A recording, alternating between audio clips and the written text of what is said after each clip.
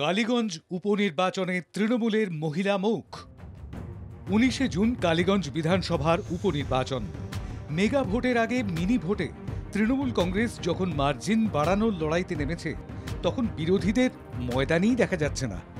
মঙ্গলবার তৃণমূল কংগ্রেসের সহসভাপতি জয়প্রকাশ মজুমদার ঘোষণা করেন, মমতা বন্দ্যোপাধ্যায়ের নির্দেশে এই নির্বাচনে লড়বেন আলিফা আহমেদ।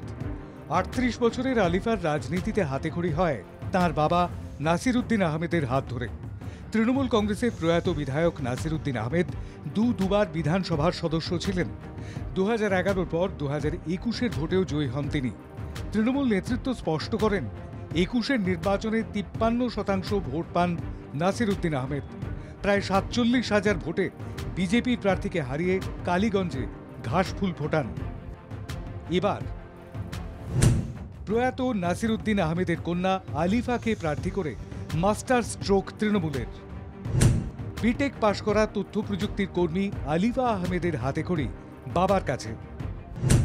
জেলা পরিষদের সদস্য হিসাবে কাজ করেন, উন্নয়নমূলক বহু কাজের অভিজ্ঞতা রয়েছে।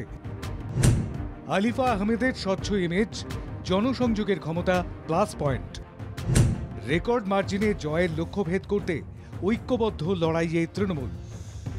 26-এর বিধানসভা ভোটের আগে এই মিনি ভোটে সাড়া ফেলতে চান তৃণমূল প্রার্থী। কালীগঞ্জে আরও উন্নয়নই তাঁর লক্ষ্য বলে স্পষ্ট করেছেন দলের নেতারা। আলিফা আহমেদ 38 বছর বয়স্ক, উচ্চশিক্ষিত,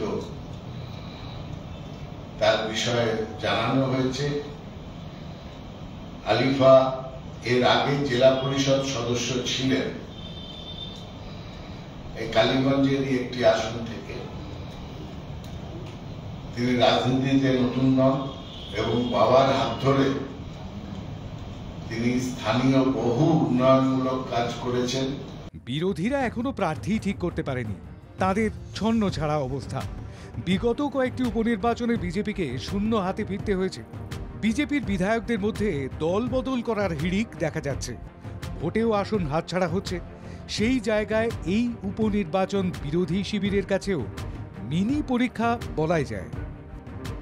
ব্যুরো রিপোর্ট, বাংলা জাগো।